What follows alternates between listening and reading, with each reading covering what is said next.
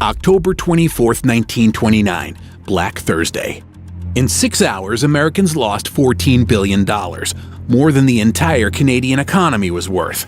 13 million shares were sold in panic. Phone lines couldn't handle it. Communication with the stock exchange was cut off.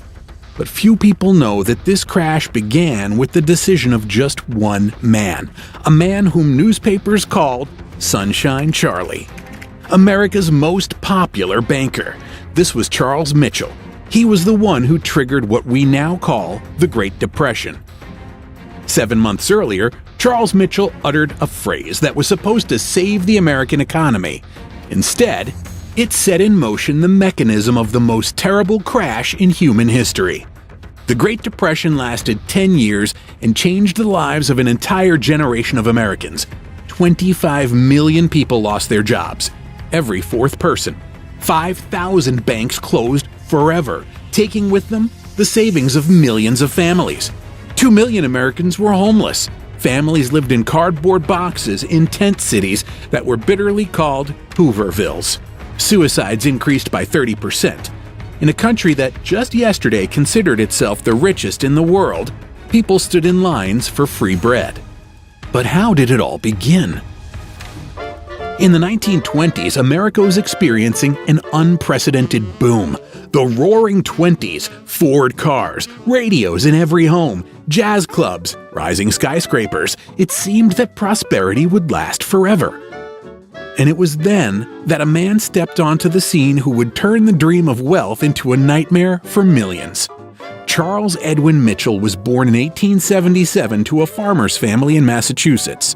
Nothing predicted that this simple man's son would become America's most influential banker and change the fate of an entire nation. In 1919, Mitchell headed National City Bank, the country's largest bank with assets of $2.7 billion. This was more than the budget of most countries in the world at that time. But the ambitious banker had a revolutionary idea that would change everything. Before Mitchell, stocks were rich men's toys. Only 500,000 Americans, less than 1% of the population, owned stocks. Ordinary people kept money in banks or bought bonds. The stock market was a closed club for the elite. But Mitchell saw a huge opportunity in this. Every American should be a capitalist, he said. Why should wealth belong only to the wealthy? In 1920, Mitchell created a subsidiary company, National City Company. Its task was simple: sell stocks to ordinary Americans right in bank branches. When a person came to open a savings account, they were offered to invest in the American dream. Mitchell turned stock selling into an art. He studied every detail: sales psychology, human greed, the dreams of ordinary Americans. His salespeople were placed in 69 bank branches across the country. They weren't boring bankers. These were real dream merchants, trained according to Mitchell's special program. The advertising was revolutionary for its time. Ads appeared in newspapers. Get rich by investing just $15 a month. Become a partner of American Telephone and Telegraph. Your children will be proud of you. You're an investor. Magazines published success stories. How a secretary from Ohio became rich in 2 years. Streetcar driver bought his own house with dividends.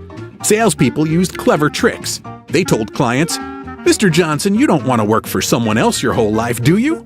General Electric stocks. This is your chance to become master of your own destiny." Or, "Mrs. Smith, your husband works for Ford. Why don't you become a co-owner of the company?"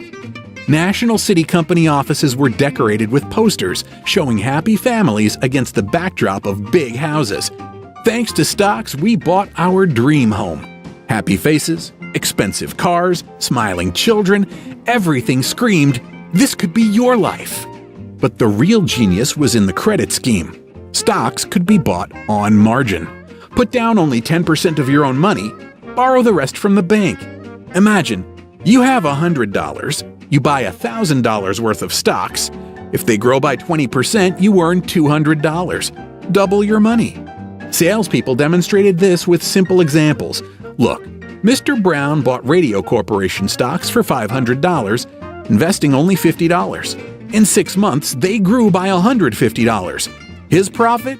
300%.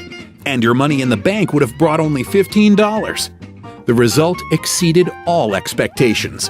From 1925 to 1929, the volume of loans for stock purchases grew from $2 to $8.5 billion, a 425% increase in 4 years. The number of Americans owning stocks grew from 500,000 to 10 million people. A teacher from Ohio mortgaged her house for Radio Corporation stocks. A farmer from Kansas sold his cattle to buy General Motors papers. A mechanic from Detroit invested 6 months' salary in Ford stocks. Everyone believed this was their chance to get rich, and Mitchell basked in the glory. He was called a financial genius and a democratizer of Wall Street. In 1928, he earned $1.2 million. In today's money, that's $20 million. Magazines wrote about him as the man who made every American a potential millionaire. But Mitchell went further. He created investment trusts, funds that bought stocks with borrowed money. These trusts themselves became joint stock companies whose stocks were again bought on credit. The result was a pyramid of debts built on the hope that prices would rise forever. By spring 1929, even the most optimistic economists began to worry. Stock prices were rising faster than the economy. The Federal Reserve System sounded the alarm. The market was overheated. The numbers were frightening. Major company stocks were trading at prices 15 times their annual profit. For comparison, today such a ratio is considered a sign of a speculative bubble. On February 6, 1929, the Federal Reserve System issued a warning to banks. Stop issuing loans for speculation in the stock market. The central bank demanded limiting margin lending. The market's reaction was immediate. In March, stocks began to fall. In a few days, Americans lost billions. Panic was growing. It seemed the bubble had burst. And then on March 12, 1929, Charles Mitchell made a decision that changed the course of history. He called a press conference and spoke words that will go down in history. National City Bank will provide the market with all the liquidity it needs. We will not allow an unnecessary crisis to occur. The effect was immediate. Newspapers came out with headlines, "Sunshine Charlie saves the market." Stocks bounced back. In 1 week, the market recovered all losses and went to new records. After Mitchell's statement, the market entered the final phase of madness. In the summer of 1929, stocks reached historic highs. The Dow Jones Index rose to 381 points, a record that wouldn't be beaten for the next 25 years. 3 million new Americans entered the market in the last months before the crash. Wives secretly pawned jewelry to buy stocks. Shoe shiners gave investment advice. Even children spent pocket money on papers. Those who entered the market earlier felt like geniuses. Simple clerks became millionaires on paper. Chauffeurs bought mansions, secretaries, fur coats. America was intoxicated with the illusion of endless wealth. But behind the facade of prosperity lurked the mathematics of catastrophe. Every dollar invested in stocks was backed by only 10 cents of real money. With a 10% price drop, the margin investor lost everything. With a 50% drop, they owed the bank more than they earned in a year. By the fall of 1929, smart money began to get nervous. Large institutional investors, pension funds, insurance companies, banks saw warning signs that escaped the attention of ordinary people. First, economic indicators were deteriorating. Industrial production slowed, car sales fell, new home construction decreased, but stocks continued to rise, ignoring reality. The gap between the stock market and the economy became critical. Second, smart investors understood the mathematics of margin trading better than others. They saw, when 90% of money in the market was borrowed funds, any decline would turn into catastrophe. Joseph Kennedy, father of the future president, later recounted, "When the shoe shiner started giving me stock advice, I knew it was time to sell." Third, insiders knew about Federal Reserve System plans. The central bank was preparing to raise interest rates, which would make margin loans more expensive and could trigger mass selling. Large players began quietly taking profits. They sold in small portions so as not to crash the market prematurely. But by October, patience ran out. Some banks received insider information that the Bank of England planned to raise rates, which would automatically force the Fed to follow suit. On the morning of October 24, 1929, New York's largest investment funds made a coordinated decision: time to exit. They began selling in large blocks, hundreds of thousands of shares simultaneously.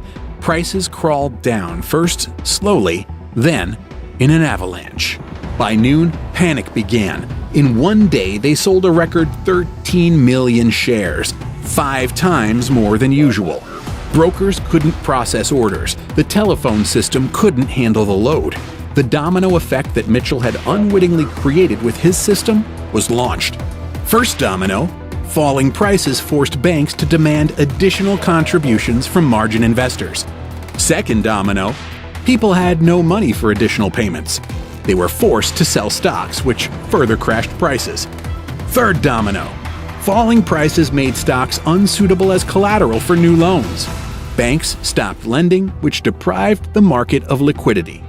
Fourth domino, banks that had issued too many margin loans began to go bankrupt.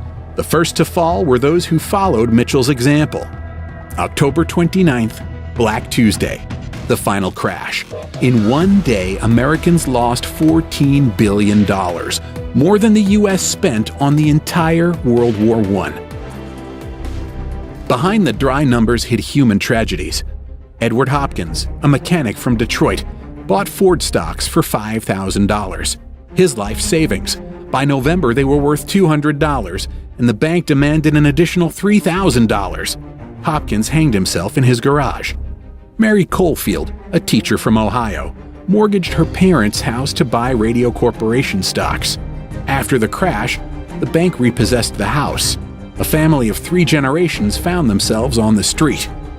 In New York, lines formed not only at banks but also on bridges.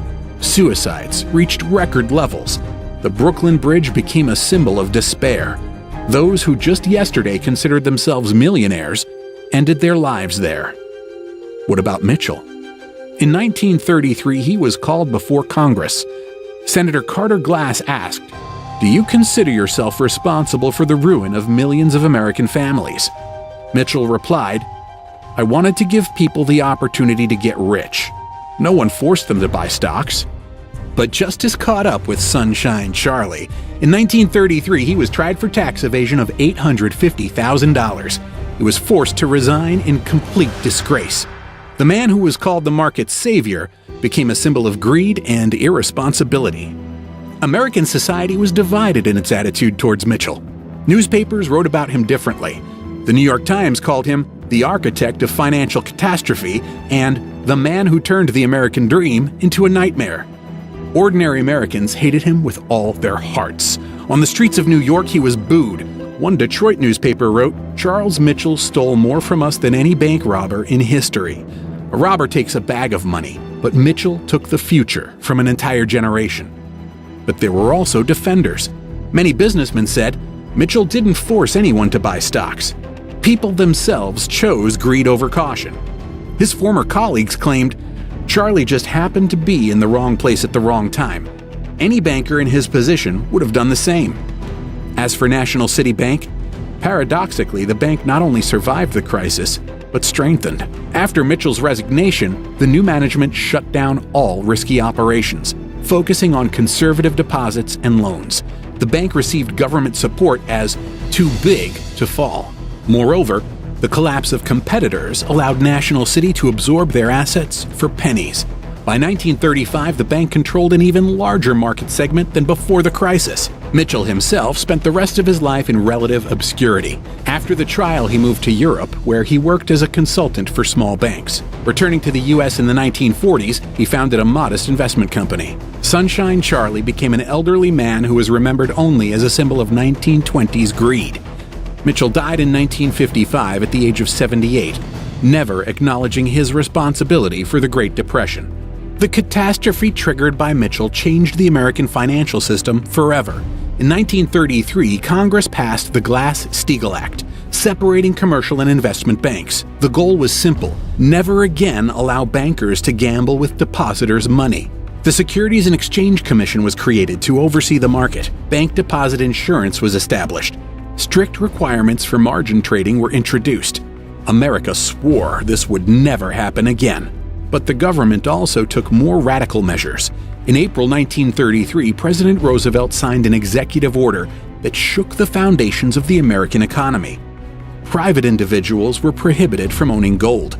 All Americans were required to surrender their gold coins and bars to the government at a fixed price. This was a desperate attempt to regain control over the monetary system.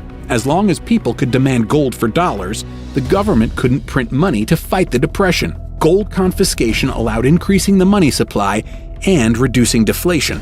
But the price was violating Americans' fundamental right to own precious metals.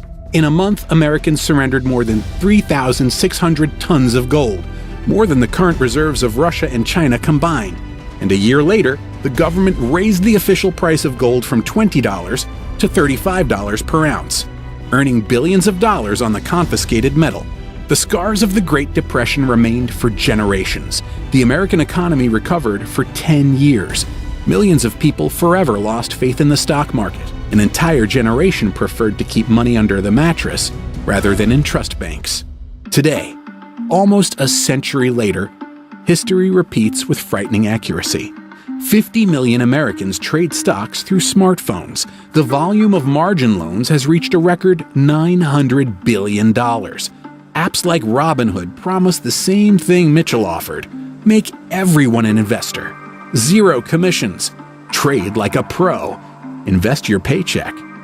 A new generation invests in cryptocurrencies and meme stocks, borrowing money on margin accounts. Same promises of easy money, same cheap loans. The same mechanism Mitchell created almost 100 years ago. The average American today owes more than they earn in a year. Margin trading has reached 1929 levels. And again, millions of people believe that this time is different. Charles Mitchell's story is about how good intentions can lead to catastrophe. He really wanted to give ordinary people a chance to get rich, but his system turned the American dream into a nightmare for a quarter of the country's population. Every American should be a capitalist, Mitchell said in 1928. Everyone should invest, they say today. History doesn't repeat, but it rhymes. Next time you hear promises of easy money and calls to democratize finance, remember Sunshine Charlie and ask, who will really profit? Subscribe to the channel. There will be many more such stories ahead.